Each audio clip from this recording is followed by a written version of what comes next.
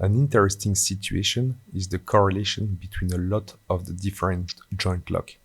From the same Kimura grip, you can get the Kimura Armbar, the Straight Armbar, and as well as the Judo Armbar in a matter of seconds.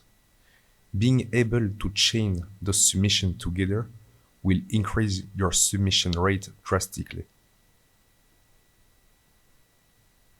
Let's see how I set it up, this chain of submission. I go for the Kimura and get my monk grip, finishing it.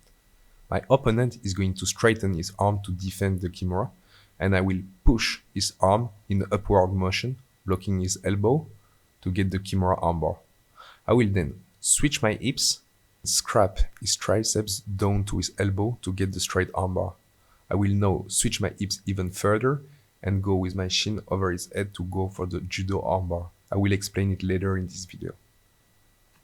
Let me remind you that in Jiu-Jitsu, when there is an attack, there is a defense. But when there is a defense, there is a counter-attack.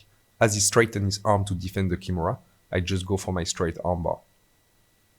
As the person defends the three first attacks, the Kimura Armbar, and the straight armbar, I need to switch to my last card, which is the Judo Armbar. I'm going to put my left shin on his neck, fall on my left shoulder, which will oblige him to roll forward to fall in an extended armbar. Let's watch the rolling motion.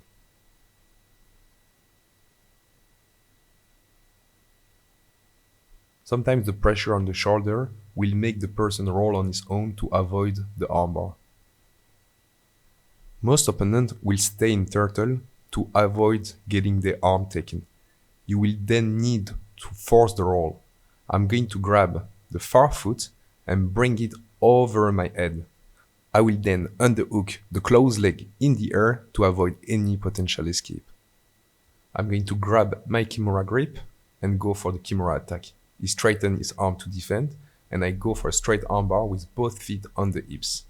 I will then go with my left shin on his neck, roll on my left shoulder, and go for the far foot and bring it over my head to finish the armbar in a really well position.